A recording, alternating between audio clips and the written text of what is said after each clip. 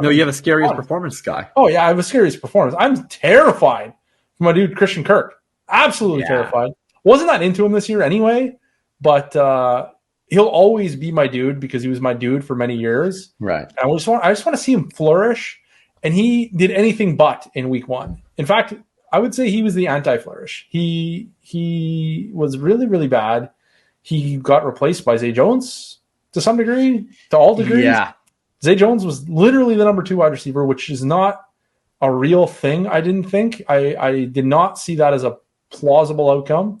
I thought this was going to be more 1A, 1B than like 1 and then like 3 tiers and then Zay and then like another tier to Christian. Like I didn't see that kind of. It actually wasn't that. It was actually Ridley and then a few tiers to Zay and then a little bit more to Ingram and Etienne. And then buried under that was like 3 piles of dirt. And then it was like Christian Kirk hanging out with Jamal Agnew.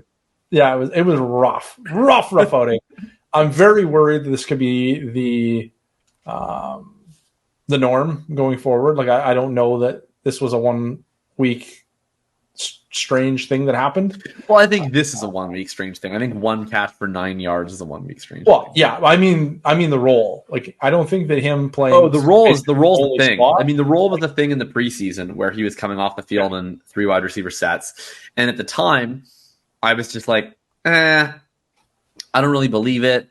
And then even if I do think it's a thing, they're just going to run so much 11 personnel, it doesn't really matter. And then he's probably just be better than Zay Jones, and then it'll all sort itself out. But I mean, throw far in week 1, it looked like they made the correct choice in playing the better wide receiver, 2 wide receiver sets. So hard to argue with it. They're certainly not going to change based on that performance. No. So like there'll be better days ahead, but I think that Christian Kirk is pretty much toast at this point. Yeah, if he has a big bounce back game, which is sad, against the Chiefs this week, he's immediately getting shipped out. Like, there's no point in selling now because he had 1 catch. You don't sell on this performance. You sell the next good performance. They get a high over. They got a high over under game against the Chiefs. There's kind of a possibility he could have a good game even without having a good game, right? Like you could see a game where Trevor Lawrence throws 45 times and Christian Kirk has 7 targets, 6 catches, and 90 yards or something like that.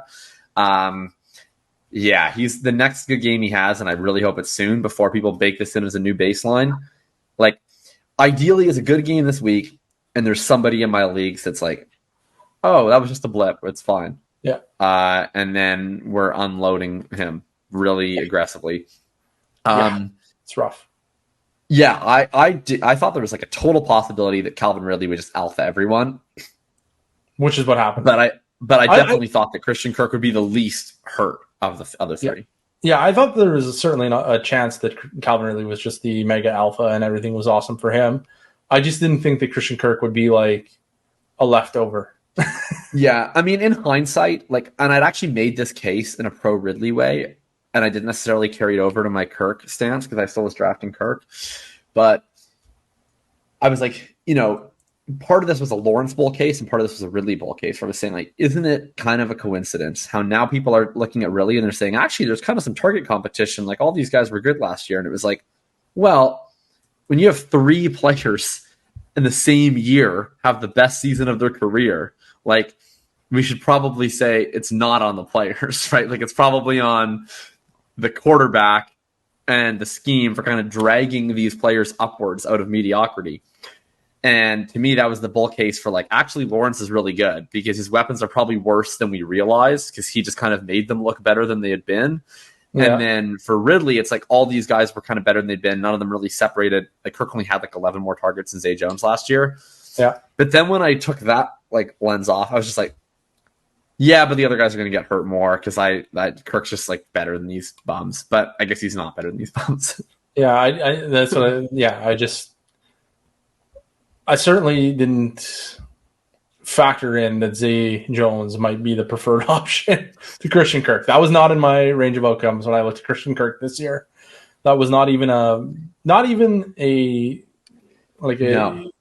I don't even know the word, like a thought in the back of my mind that was like, didn't even occur. I took Christian Kirk in round 6 of a main event team. And it was a team where we started Bijan.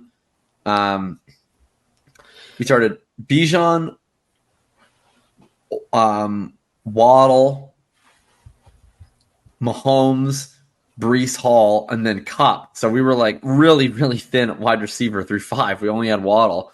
We were like, let's just get a nice safety blanket in Christian Kirk. Like, not a lot of upside, but we can start him every single week. Feel great about it.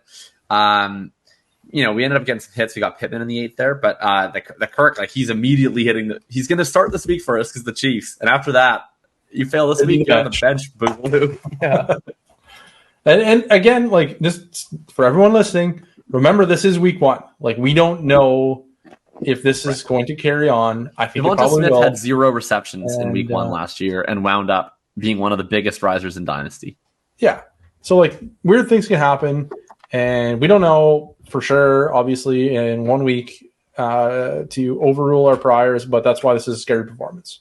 We're saying, terrifying. We'll see what happens next. It's the routes mixed with the targets, right?